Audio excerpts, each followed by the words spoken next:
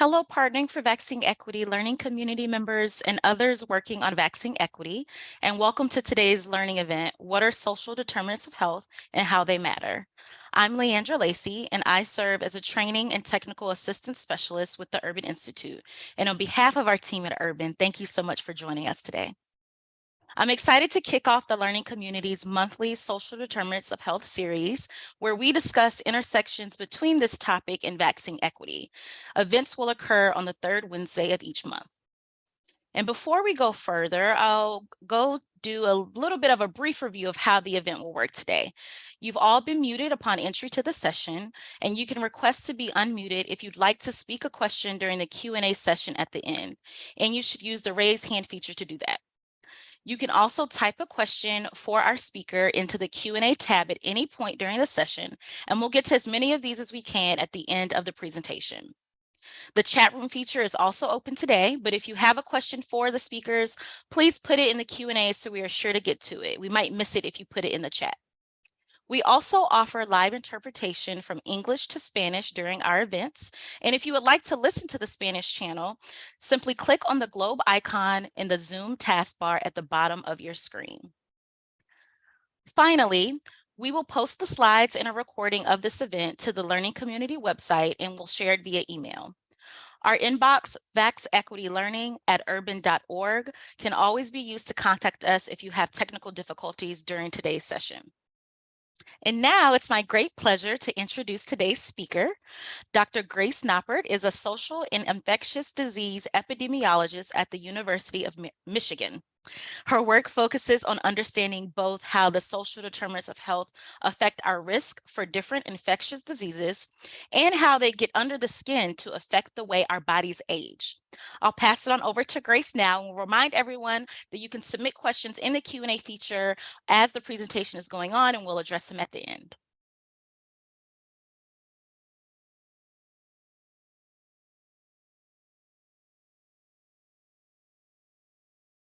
All right. Good afternoon, everybody. Thank you for that introduction, Leandra. I am so excited to be with you guys. I'm calling in here from Ann Arbor, Michigan. Like Leandra said, I'm a social and infectious disease epidemiologist. So I think about a lot of the ways that the social environment affects who gets infectious diseases, who gets sick from them, who recovers from them, who has long-term effects. So it is a real pleasure to get to talk with you all today. I do want to make this interactive. So if there are questions or something's not clear, please do let me know, and I'll leave some time at the end as well to answer questions. So the objectives here is what I want you to be able to walk out of here with is 1, to define what social determinants of health means, to 2, list examples of different social determinants of health, and 3, identify the places in your own work where you're already addressing the social determinants of health. My instinct is that much of the work that you guys are engaged in, you're probably already addressing social determinants of health. What I want to do is give you terms and language to describe the work that you're doing already. As ways of an agenda, I'm going to start with key concepts, ideas, and terms. I'm going to talk through how they matter for health and what that might look like in practice, like addressing the social determinants of health, and then we'll close out and I'll take questions. And I'm going to really focus on the latter half. I'm going to focus on how to understand social determinants of health in terms of infectious diseases like influenza, like COVID, and thinking about interventions like vaccines. To start with a bit about me, so I trained as an infectious disease and social epidemiologist, and I did all of my training thinking about tuberculosis in the US. And everyone would tell me, well, tuberculosis isn't a problem in the US. And in fact, it is, but it primarily and predominantly affects people of color. And so there wasn't a lot of attention to it. When I was training in this, though, TB is this really chronic infection that really wears on your body.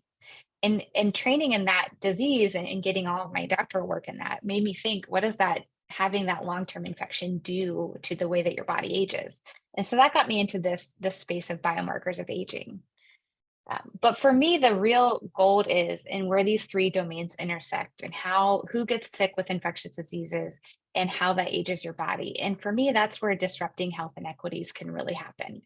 And so I'm not in the business of just documenting health inequities. I want to think about ways and interventions to actually disrupt those. And I think community organizations, such as many of them that you all represent, have the potential to actually disrupt health inequities, which I'm really admire, and I think this is just incredible work that you guys are doing.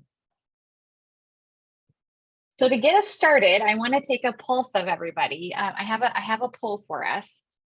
So have you heard the term social determinants of health? And I have three options here. Yes, and I can tell you exactly what they are. Yes, but I have no idea what they are, but I've heard the term. Or the last one is no, I have no idea, but I'm ready to learn. So that last one should be no, I don't have any idea, but I'm ready to learn. So go ahead, if you will, take that poll for me so I can get a gauge of where we're at.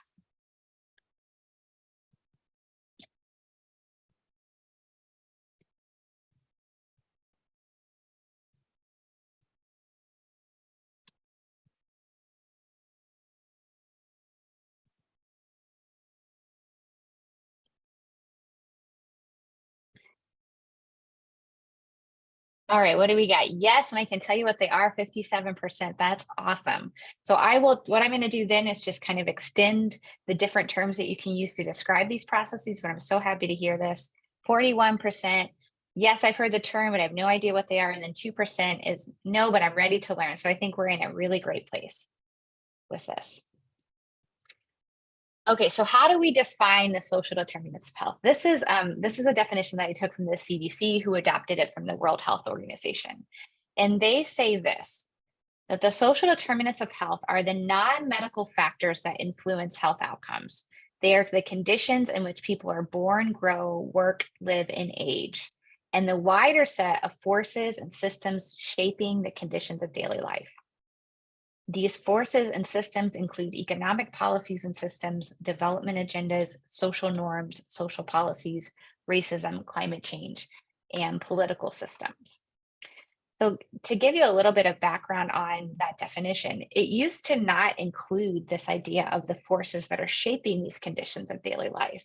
But as our understanding of all the different ways that are affecting people's ability to achieve health or their risk of disease, as that understanding has grown, so has the way that we define the social determinants of health. But it's basically all of the parts of a person that are not captured in just kind of a medical chart that affect people's health and disease. So these are some examples. I took this from a schematic from the National Health Service in Scotland because I thought it gave some good examples of different social determinants of health, but this isn't an exhaustive list. There are many that would fit in this category, but I thought these were good buckets to start with. So we have childhood experiences, the neighborhood you grew up in as a kid, your family life, your parental life. Housing is a huge one that has gotten a lot of attention in the US in recent years, which I think rightly so. Education, your educational attainment, where you went to school, the quality of your education, social support, family income, individual income, employment, unemployment, communities and the community resources that you have available to you, access to health services, but these are just a few. So I was doing some digging around kind of what the CDC is doing around social determinants of health. And what I found is that they are considering social determinants of health as one key component to addressing equity. And so there are other ways that we can address equity, in particular health equity, but they're saying that social determinants of health are one of the big ones. But what you see in this circle, so you see social determinants of health in the middle, and you see all of these different buckets around it. And what these buckets represent are the different priority areas that they are addressing in order to address the social determinants of health. So data and surveillance. I can speak to with the COVID data, we've had a lot of trouble with how COVID data was collected state by state and using that to actually understand health equity and inequity in the distribution of COVID-19. We have evaluation and evidence building, partnerships and collaborations with community organizations, with many different kinds of partners here. Community engagement, how do we get communities engaged in the work of addressing social determinants of health? Infrastructure and capacity, and policy and law. So policy and law are the kind of the largest scheme here. Like how do we create national and state policies that promote health equity and address the social determinants of health? Let's go back to the schematic. So these are examples of social determinants of health. But if you think about them, many of the ones that are represented here at the individual level. So what that doesn't address is this idea that we saw in the definition of what is shaping which people are in which environments with access to which resources. So there's a lot of questions about, okay, so I know a person lives in this kind of housing, in this kind of neighborhood, and they have this education, but why is that the case?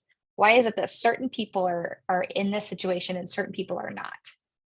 And that's where we need to zoom out and look at structural forces. And so the next few terms I'm going to show you are ways to describe kind of the forces that are shaping what individuals experience. What I'm guessing is that you have already seen these patterns, these structural forces shaping individuals' lives and the work that you're doing. I'm just going to give you some new language to describe it. So the first is a theory that we have in academia a lot that is very, very popular, but I think it's helpful here. It's called the fundamental causes of disease. So this comes from a paper from 1995 called Social Conditions as Fundamental Causes of Disease. And it's written by these two people, Bruce Link and Joe Fellon. And I gave the citation here in case anybody actually wants to read it. But where this came out of is there was a big push in the 90s to look at health disparities. And what these two people found is that while we still had these huge health disparities and we have all of these interventions being poured out to help people address their health disparities, those health disparities continue to persist. So we had things like diabetes and stroke. We had medications that helped with those, right? So there's a widespread medication for diabetes, and still health disparities persist. Particularly what they would notice is that racialized minority populations still had higher prevalence of diabetes, higher prevalence of stroke than white individuals, non-Hispanic whites. They saw the same thing with education. And so the question that they asked are, why do these health inequities keep persisting and in fact getting wider? Why do we still see people of color having worse health outcomes? Why is it that people with lower education still have worse health? We have these interventions. Why do these inequities persist? And what they came up with is it's because our interventions are not actually addressing the root cause or the fundamental cause of that health risk. And that's where they came up with this theory. So I'm going to take you through it. So they're trying to zoom out here and say, okay, so what would make something a fundamental cause of a particular health condition or a fundamental cause of health and disease at large? And so they said it has to fit these 4 criteria. One, a fundamental cause would have to influence multiple disease outcomes. It couldn't just be linked to diabetes. It couldn't just be linked to hypertension. It would have to fit with influencing multiple disease outcomes. It would need to affect those disease outcomes through many different risk factors and pathways. It would need to involve access to resources that could be used to avoid risk or to minimize the consequences of a disease, something like medication, like vaccination. And you would need to see that it's reproduced over time through different pathways and different risk factors. So these were the components of the fundamental causes that they suggested. So what I'm going to do then is I'm going to take you through 3 fundamental causes that I think fit these criteria that are kind of widely accepted in our field of social epidemiology. But there are others that you could conceive of that could be thought of as a fundamental cause. But the 3 I'm going to focus on here: structural racism, socioeconomic status, and structural oppression. And I'm going to define these terms, and then I'm going to show you what I mean when I say I think they're fundamental causes of health and disease. So structural racism is defined as this: the forms of racism that are pervasively and deeply embedded in systems, laws, written and unwritten policies, practices, and beliefs that produce, condone, and perpetuate widespread unfair treatment of people of color. And the way that I think about structural racism is this: have you ever seen smog that covers an entire city? And no matter what you do, you can't escape it. That's how I see structural racism, as a smog that everyone is affected by, and it's inundated in every part of our society.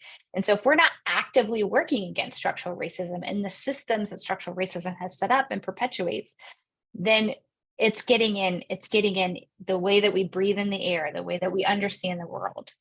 So that's how I think about structural racism. And I'm going to show an example of why I think this is a fundamental cause of disease.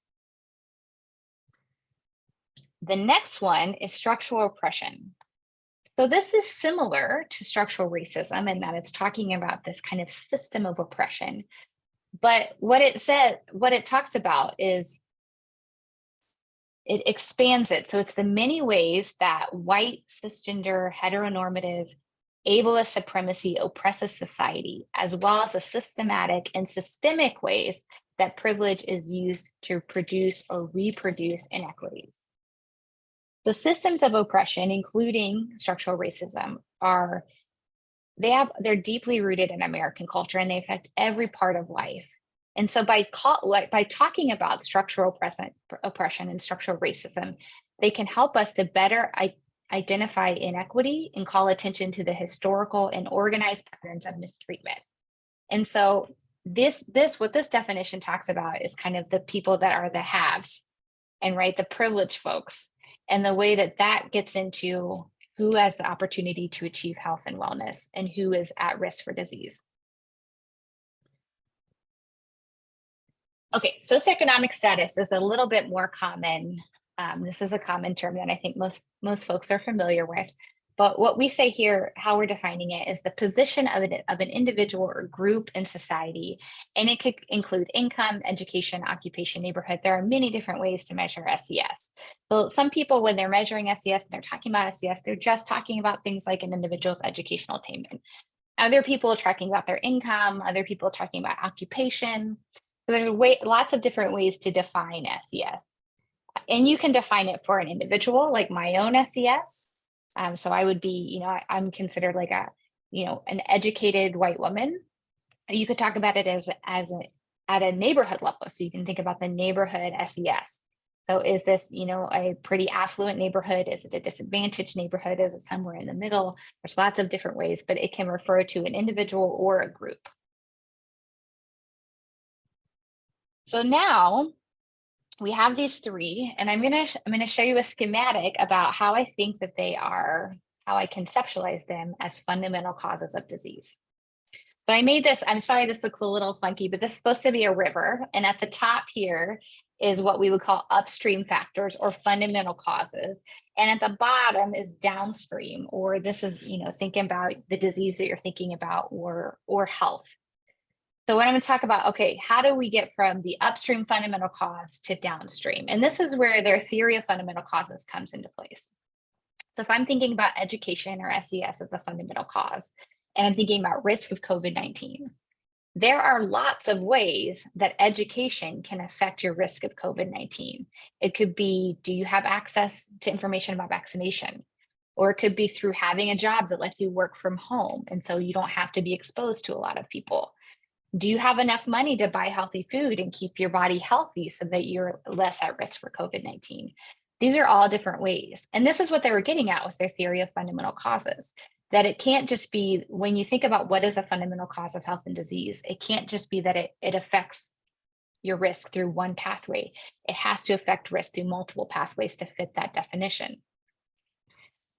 But the key here, the take home, is that when you have something like a fundamental cause, like education, if you block one of these pathways, so let's say I addressed this pathway of having a job that lets you work from home, because education is so fundamental to risk of COVID-19, that will find other pathways to affect your risk, even if I block this middle one.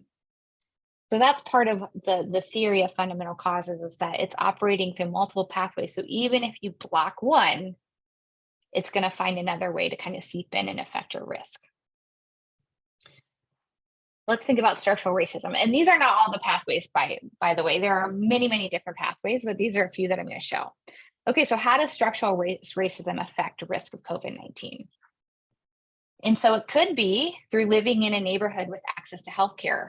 Do you live in a neighborhood that have vaccine clinics available to you?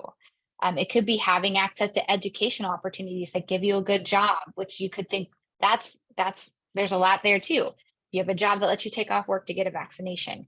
Do you have a job that lets you work from home? Do you have a job where you have the agency if you need to take care of your kids? You can do that. So there's a lot of components here to work. Again, do you have enough money to buy healthy food? There are all these different pathways through which structural racism as a fundamental cause of disease is affecting risk of COVID-19. One of the things that we talk about a lot, that I talk with my students and the folks that I'm training, is that when you're in this work and you're really trying to address equity and issues around inequity, that you have to do two things simultaneously. You have to be addressing the root causes or the fundamental causes. So you have to be thinking about things like structural racism. And you simultaneously need to intervene on these pathways, because if you're thinking about somebody's life and their risk of COVID-19, intervening on these pathways has an immediate impact on them. So we need to do both. We're never going to reduce inequity totally if we don't address the fundamental cause. But also, we're living in a world where people's lives are at stake. And so we need to also address these pathways through which these fundamental causes are affecting health and disease. Okay, another way to think about this, and I wanted to show you this because this is a model that the CDC uses a lot. If you're talking to folks at the CDC, this is one of the ways that they talk about the different levels of social determinants of health and how they affect you. This is called the social ecological model. And so it starts with the kind of individual characteristics in the middle. And then the next circle out is your relationships. So how are your different social relationships? And that might matter for, do you have social support to help you get to a healthcare facility? Do you have a partner, a family member who can help take family care if you get sick? All of those kinds of things. The next level out from that is your community and your neighborhood. So what do you have access into your community? Do you have grocery stores near you? Do you have parks to exercise? Does your neighborhood feel safe? And then beyond that is this idea of structural societal level. And people will call that many different things. But what I see, where I see structural racism, structural oppression operating, is at this larger level, the structural societal circle, but that's then affecting all the other circles within it. Okay, and I just want to kind of bring it full circle here. So we have these individual social determinants of health, but then we have these structural forces that are shaping who has access to which resources. Okay, so poll number 2, and this one I just want you to use the chat for, and then Leandra will help me figure out what folks are thinking. So there's the first question here: where might access to healthy food fall on this schematic? Would that be something at the individual level? Would it be at the relationship level? Would it be at the community or neighborhood level? Would it be at the structural societal?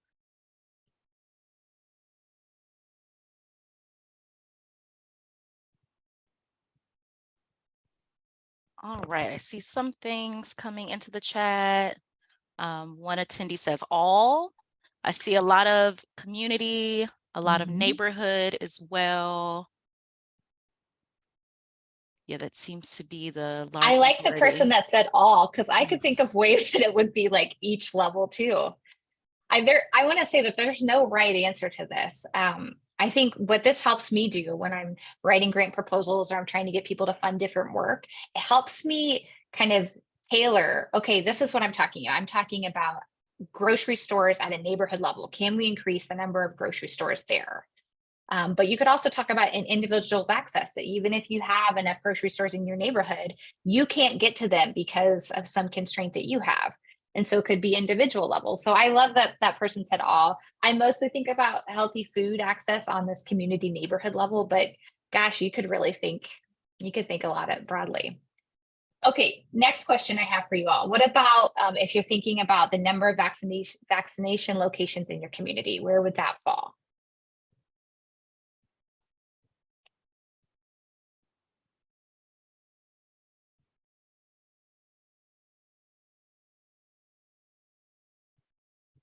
I kind of give it away in the question at community level, but you could also think about what are the policies that are affecting which vaccination locations are where. So that's a structural level thing too.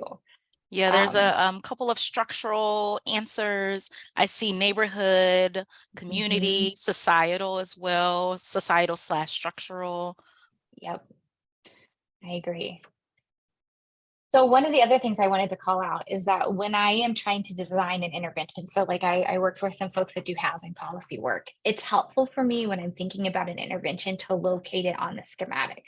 Am I addressing something at the societal level? Am I addressing something in a particular neighborhood or community? Or am I addressing something at the individual level? Okay. Okay, so now we're going to think about how do social determinants of health apply to infectious disease particularly. And let me give you a little bit of history on this. For a long time, those in infectious disease controls and research did not pay attention to the social determinants of health. They thought it was, the longstanding thought with infectious diseases is that you're talking about something that is purely biomedical, involves a pathogen and somebody getting sick, and that's it. The people that really did think about it is when kind of the HIV/AIDS crisis came on the scene. There were a lot of people that recognized the way that the social environment affected who got exposed to HIV and who got AIDS. But beyond that, it's been very much ignored. And so my colleagues and I came up with a theoretical framework that we published earlier this year that talks about how do we understand the intersection of the social and physical environment and infectious disease risk, because we were seeing all of the evidence with COVID-19 that the social environment was playing a huge role in determining who got sick and who was dying, but we couldn't get infectious disease folks to pay attention. But the reason I'm showing this to you guys is because I think there's helpful things when you're thinking about vaccine equity for thinking about these different pathways. So what we came up with is that infectious disease risk is a function both of a person's susceptibility to an infectious disease pathogen and their exposure. So infectious disease is interesting in that if you're not exposed, it doesn't matter how susceptible you are. If you never come into contact with the pathogen, then you won't get sick with that particular pathogen. So think about COVID-19. If I am very immunocompromised and I am very sick, if I never come into contact with SARS-CoV-2, I won't get COVID-19. That's why infectious disease is a little bit different than what we typically see. So I'm gonna preface this by saying I'm gonna show you some really complicated figures and then I'm gonna simplify it. But I want to show you the figures in that to show that these are complex pathways and there's lots of different pathways through which the social environment is affecting risk of infectious disease. So this first one on the right here is our bubble for frequency or an intensity of exposure to infectious pathogens. And so what we have laid out to the left of that are all the ways that the social environment could affect that frequency or intensity of exposure to infectious pathogens. So we start at the structural level, which is on the left half of the graph or the figure, and on the right is individual level. But these are not all the pathways, by the way. So if you start here at structural disadvantage, it could be that structural disadvantage affects who has access to healthcare, which affects vaccination rates, which means if you have lower vaccination rates, you have more infectious people.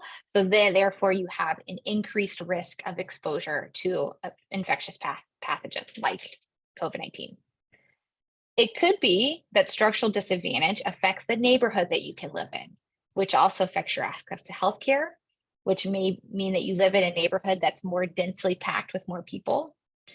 And both of those might mean that you have contact with more infectious people, and therefore your probability of coming in contact with the infectious pathogen is higher. It could be that structural disadvantage affects your household environment. Maybe it makes you more likely to live in a crowded house, which again makes you more likely to come into contact with somebody who has an infectious disease like COVID. It could also be that structural disadvantage affects your work environment. It makes you more likely to work in a crowded work environment. I think a lot about the factories that we have here in Michigan, and they have been the epicenters for a lot of outbreaks. That's because you are crowding a lot of folks into a single room. And so you're more likely to come in contact with an infectious person. Or maybe it's that your work environment affects your ability to work from home. Part of my privilege has been that during the pandemic, I could work from home when I didn't feel safe to go to work. That reduces my exposure to infectious pathogens.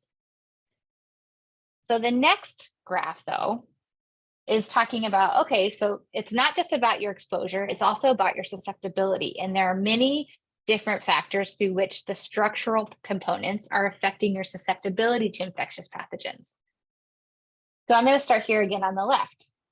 So it might be that structural disadvantage, again, affects your neighborhood environment and the neighborhood that you can live in, which might affect your access to health promoting resources like healthy food, safe places to exercise, which then affects your immune system and makes you more or less susceptible to an infectious pathogen.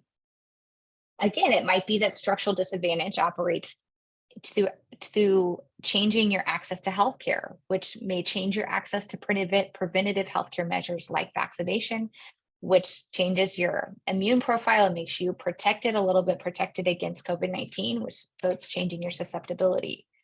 Again, it might be through your work environment or again through your household environment. And here it talks a lot about a lot of the work that we do is on neighborhoods and how sometimes the neighborhood you live in is stressing your body so much that it actually weakens your immune system and makes you more susceptible to infectious pathogens. We have a lot of work that shows this. So the neighborhood environment becomes a really important pathway for us to think about the way that structural disadvantage is affecting both your susceptibility and your exposure to infectious pathogens. Okay, so now I want to zoom in and simplify. So this is a simplified schematic of what I was just talking about, but I want to zoom in on the vaccination since that's the work a lot of you guys are engaged in. So again, on the left side, we have the structural level, and on the right side, we have the individual level, but that dichotomy also is pretty fuzzy. Sometimes things that we think are individual level are actually much better understood at structural level and vice versa. Okay, so starting here on the left, all the different ways that structural disadvantage might change the access to vaccinations. So it could be that structural disadvantage makes it so that you can only live in a certain type of neighborhood. So if I think about structural racism for centuries has said that people of color, through many different things like residential segregation and redlining, can only live in certain neighborhoods. And those neighborhoods are usually the ones that the federal government and state government invests less resources in. There's a lot more pollution sites there. There's a lot less healthcare. The list goes on. And so that's a way that structural racism at a large level has affected where individuals can choose to live and to be. And that then it changes their access to healthcare, which would also constrain access to vaccinations and then lead to more susceptibility to infectious pathogens. It could also be what I'm showing here in blue, that structural disadvantage makes it so that you can work in certain types of jobs. So if you're structurally disadvantaged, you're probably going to be working in a work environment that's not as safe, that doesn't have as many healthcare options, that doesn't have insurance, things like that. It could also affect your agency and autonomy. So do you feel like that you can stay home when you feel sick? Do you feel like you can take off work to go get a vaccination? With COVID vaccinations, we've had to get a lot of them, right? Do you have transportation from work? Do you have the ability to take off work to go get that? And that can also affect your access to healthcare and then your access to vaccinations. These are two pathways through which structural disadvantage is affecting access to vaccinations, but you could think of many different pathways here. I want to give you an example from work that I have been privileged enough to be part of. This was many years ago now, but I think it shows an example of the social determinants of health in action. So I am living in Ann Arbor, Michigan. I'm about 30 minutes from Detroit. And when I was doing my doctoral work, I worked with public health nurses in Detroit who were trying to get people into treatment for tuberculosis. If you don't know anything about tuberculosis treatment, it's this bacterial infection that you have to go on a very strict course of antibiotics for. And the antibiotics are horrible on your body. There's tons of side effects. They're not fun to take. And it's, depending on what form of tuberculosis you have, can be anywhere from 2 to 6 months, sometimes 9 months of treatment. So because of that, a while ago, they, and this was like World Health Organization does this, CDC does this, they designed a program called directly observed therapy, where you actually need someone like a public health nurse to watch you take the medication every day. Because the consequences if you don't finish a course of antibiotics is that the bacteria mutates and becomes even harder to treat. So they have this thing called directly observed therapy. So I interviewed these public health nurses a lot for my graduate work at Michigan, but one of the things that they would consistently hear is that it's not just about watching a person take the pill. And what they started having to do is think about, okay, well, if a person can't get to our clinic to get the medication, then they can't finish treatment. So they would give them gas cards. And then, what they noticed is that there were these horrible side effects and people didn't have access to a lot of the patients they were seeing were food insecure. And so they would start giving people grocery cards to help them get food so that they could tolerate the medication. A lot of the folks that were suffering with tuberculosis were unstably housed in Detroit. So they think, okay, can we get them some housing, like a stable housing situation, so that they can get their medication, so a nurse can go watch them get their medication and that they can recover from it. Without ever having the language for this, what these nurses were doing were addressing the social determinants of health right there on the ground by providing all of these other really felt needs of the folks that were getting treatment that weren't just about getting them the medication. The medication was free and available, but there were so many other constraints that they were never able to get somebody to complete their treatment if they didn't address these other really salient things that people were dealing with that were part of their lived experience. So what might it look like to address the social determinants of health? So I'm going to give you a scenario, and if you just want to, drop in the chat some key things. Suppose you're trying to get someone to get a flu shot. So we have this flu shot every year. We're trying to get as many people as possible to get their flu shot. What are all the ways that the social determinants of health might affect a person's ability or probability of getting a flu shot? Just chat me.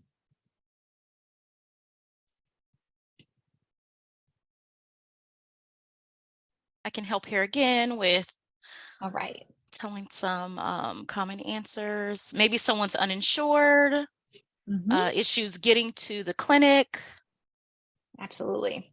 unable to access due to work schedules, childcare, transportation to a clinic, language access. Oh, so many great things. Yeah. Transportation is a common one. Language barriers, again, lack of trust as well. Oh, that's huge.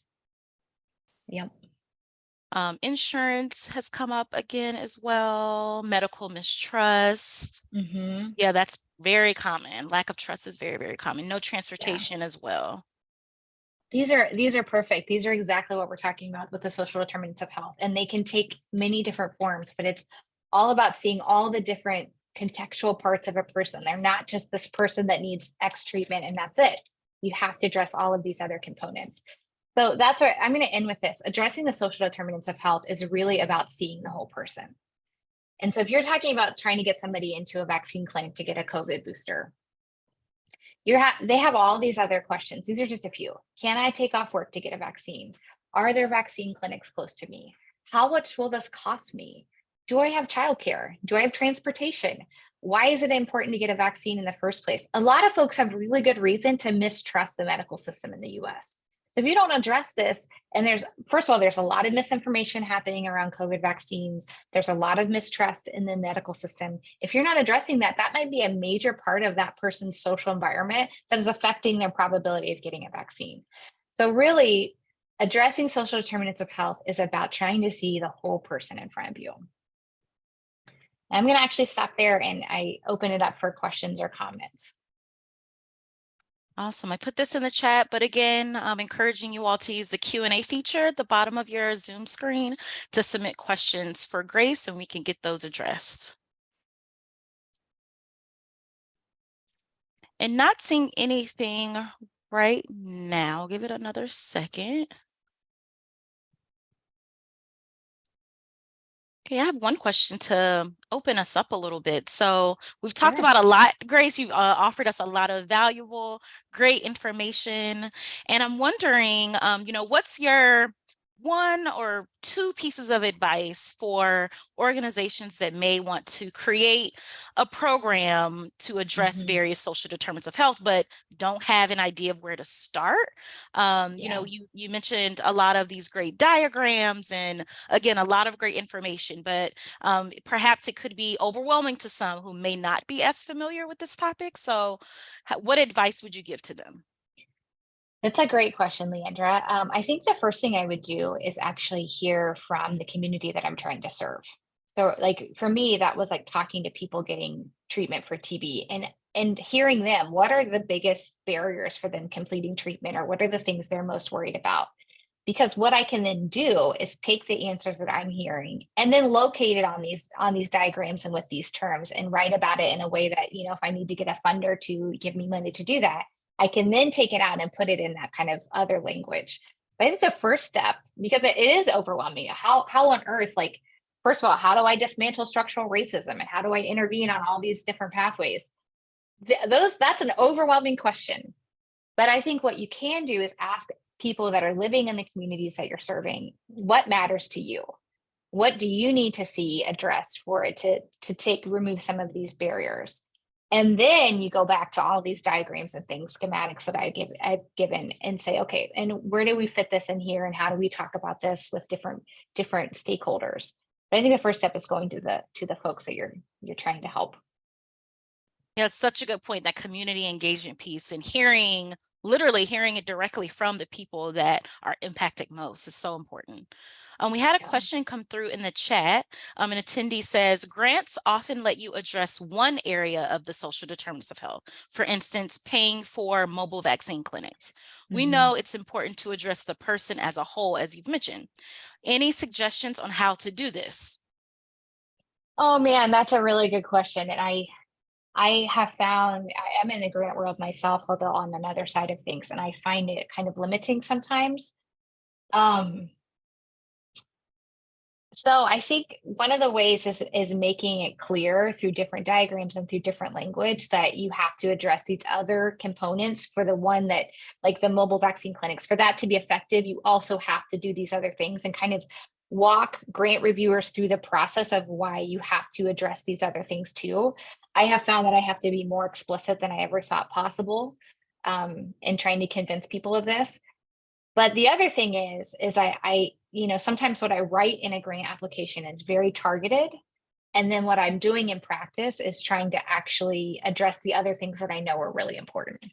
So it's a little bit of a push and pull for me of like what I write in a grant and what I'm actually going to do. But I have found a little bit of success in actually just being super explicit about, this vaccine isn't going to be effective if I don't pair it with an intervention to get people healthy food, and then give evidence of why that's true.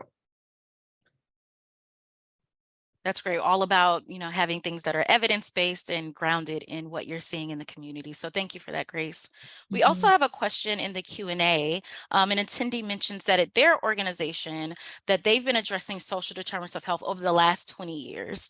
And they're wondering, especially with this particular program, the Partnering for Vaccine Equity program, going into its third year, what are some ideas that you can offer up for incorporating the social determinants of health in organizations, third year going into this particular program? Leander, I'm going to have you help me with that because you're more familiar with the Partnering for Vaccine Equity program. Okay, that's great. Yeah, I'm fine with answering that, especially doing a lot of technical assistance work with several community-based organizations, a very small cohort. Urban works with 28 community-based organizations. And I'll say that what I've heard from a lot of the orgs, especially as they're getting toward the end of year 2, is this whole person approach. That's something that a lot of folks have kind of shifted to, especially because pandemic fatigue is so Mhm. real, right? That, Yeah. having an event focused just on COVID vaccination, it will turn a lot of people away, to be honest. So having events, having communication materials that kind of weave in the COVID and the flu and vaccination conversations into things Mhm. about wellness altogether. I'll offer that as a really promising strategy that I've seen, Yeah, I just to like keep people engaged. If you open it up with COVID, they're like, I don't want to talk about that, even if they have been vaccinated. I mean, at this point, the pandemic. Yeah. So incorporating it into other, holistic things around wellness and well-being and overall health. I've seen that work really well. And I I hope that answers I your love this. question for the attendee that asked. I love this idea of the whole person. I think that's something that we're trying to get better at as scientists on the other side of this. Is like, actually, it's not just about looking at this one part of a person, but you really have to see the whole person even when you're looking at data. So I love that this is what's coming across in practice as well. For sure. Let me see if there are any other questions as well. So an attendee had a question in the chat about engaging with those individuals in your community that may be anti-vax. So would you Mhm. agree that many anti-vax individuals have a disconnection with the social determinants of health, thus affecting their way to see the need to keep communities healthier through prevention of disease via vaccination? Yeah, I give you a bit of context. So I grew up in a poor white rural area in Indiana. And almost everyone in my hometown doesn't believe in COVID vaccinations, doesn't believe in COVID. And I find these conversations really, really difficult. So um, the first thing that I have to offer is that I think data can really help. There's a lot of misinformation, especially around COVID and vaccination. So I think I have, I usually, when I'm talking to folks in my hometown, I usually have some data that I am bringing with me. Data on things like how some neighborhoods have had more business closures than others. And some of the work that we're doing is actually showing that some neighborhoods have had a lot more people die in their neighborhoods than others. And that has a lot of implications for the health of the neighborhood. And so I use a lot of data. And then I also know, that this isn't, super promising, but I also know when whatever I tell them is not going to convince them and I need to move on. So if I try to logic it out and show them maps and data and all these kinds of things and it still doesn't work, then I kind of know, okay, I need to go to other places to try to get folks vaccinated in my case. I think the other thing that I have seen to be really helpful with vaccination strategies is tying them to work. That seems to help communities have higher vaccination rates, as time making it, a mandate or required or strongly recommended for workplaces. But then I think you deal with a lot of revolt from that too. So it's a tough situation. In the rural areas where I'm from, I have found that showing people just the number of people that have died in certain communities from COVID has been my most powerful tool to date. And I'll add to that, Grace, as well. Again, just from my experience providing technical assistance to community-based orgs, is that the data piece is important, but also the messenger. Who is actually delivering that information. Yeah, So, that's a good a, point. a huge tenet of this program is trusted messengers, right? Those influential messengers in your communities, whether it's faith leaders or local business owners or radio personalities. They can really vary, but who that messenger is delivering the data and delivering the information can often make a huge impact for those that may be a bit hesitant when it comes to vaccination. So I'll add that to your point as That's well. a great point. I partner with some folks here that are doing vaccine work in Detroit, and we have a major church there that partners with us. And they don't just host vaccine clinics; they host a lot of other community events, and so they're this trusted source of information, of resource. And so, not hearing it from me, who I come in as a privileged white woman in that community, but hearing it from someone that is living in their community and has invested heavily, I think has been really, really helpful in trying to get people to get vaccinated. Great. We have another question from an attendee. This is a really big one. Of your advice to eliminate structural racism, which I know is Oh boy. very broad. And with the work that you do, wondering, what are those kind of beginning, baby steps that people can take where they are to Mhm. dismantle this huge system? But what advice would you give there? Oh boy, this is a big one. I think that we need policy level change as an initial thing, right? We need to change the way our country has, this has been in the DNA of our country from day one and even before we were a country, right? And so I think the fixes are going to have to be as sweeping. Um, so I do think we need to advocate. We need to think really carefully about our elected officials and who actually believes in structural racism and who doesn't, and thinking about policy change. I will say one of the things that I have tried to do myself as a white person is to talk to other white people about structural racism. So what I have found is that people of color usually recognize structural racism because they've lived it. What I often see are that white people like myself, because part of my privilege is not having to look at structural racism because it hasn't been my lived experience, that I get to ignore it, and that's a major part of my privilege. And so one of the things that I have tried to do is to have conversations with other white people to say, like, let me talk about structural racism. And I will fully acknowledge I get it wrong a lot. It's a messy thing to talk about. It's hard, it's uncomfortable. So structural oppression, it's uncomfortable. And I think it's the work of the people that are in advantage positions to do that talking, to do that discussion, to get in the mud with it. And so part of the way that I'm trying to address structural racism is by having those hard conversations myself with people in my circles, people in my family. But I mean, I will say, and that's a huge question. The things that come to mind are kind of doing that kind of messy work, getting in the mess with it, and really advocating for policy change.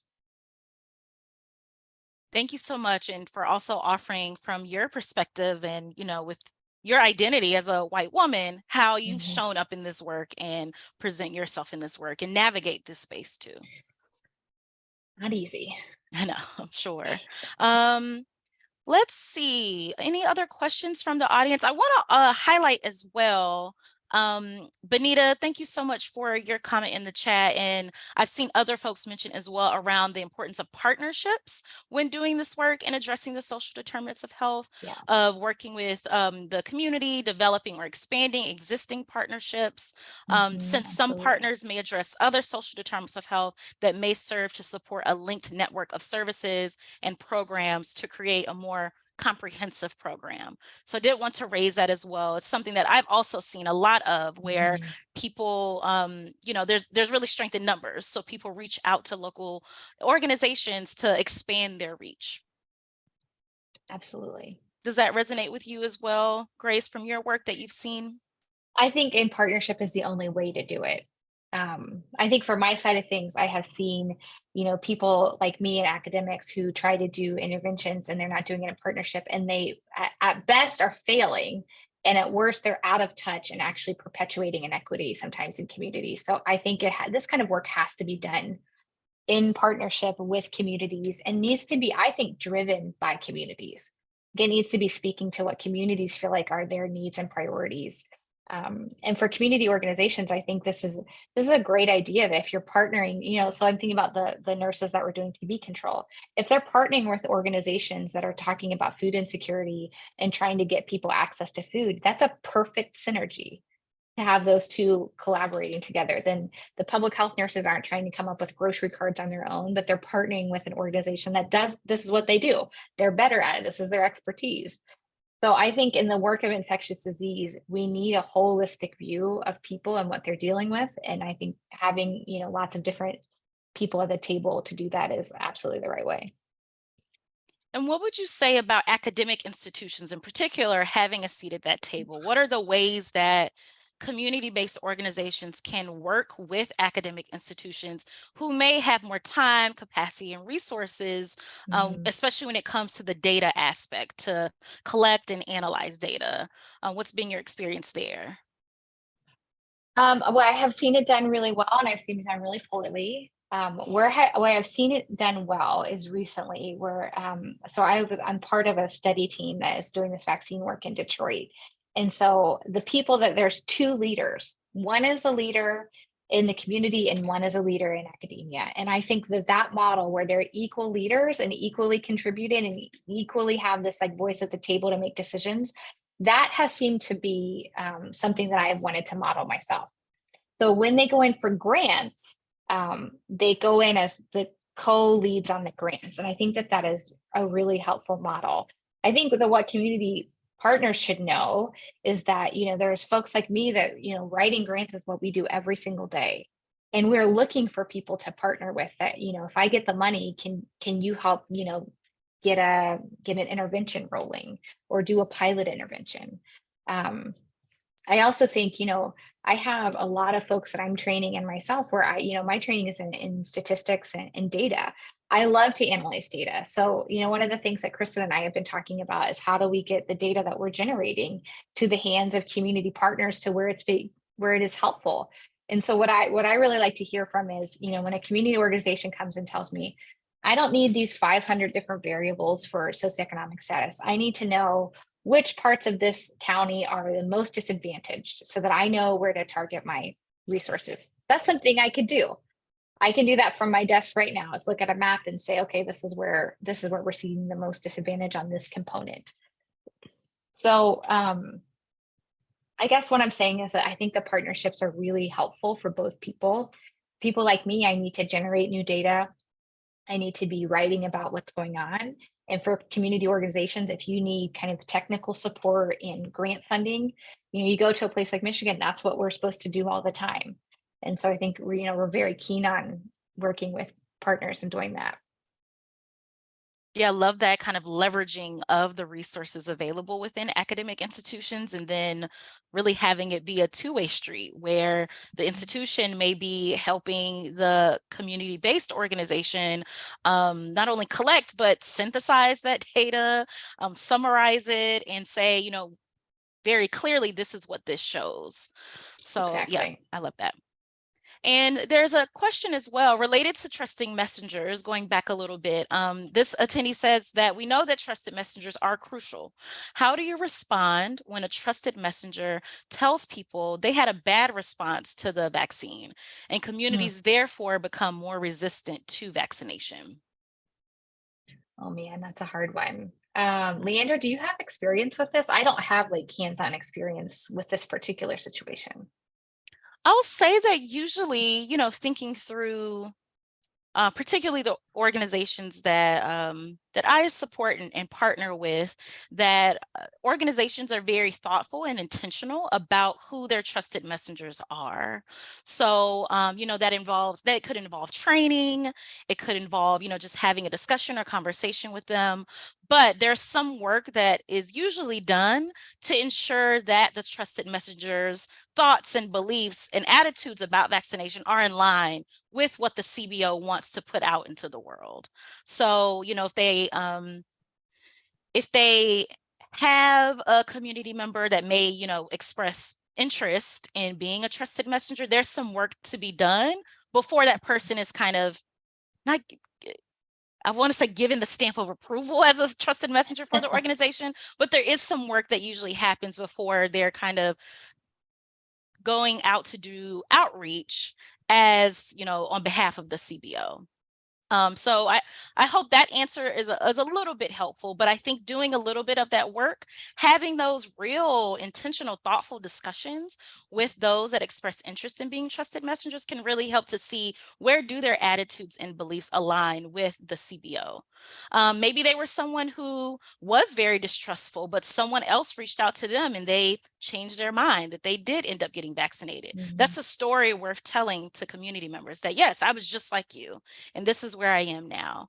But having that conversation is really the only way that you would assess all of that.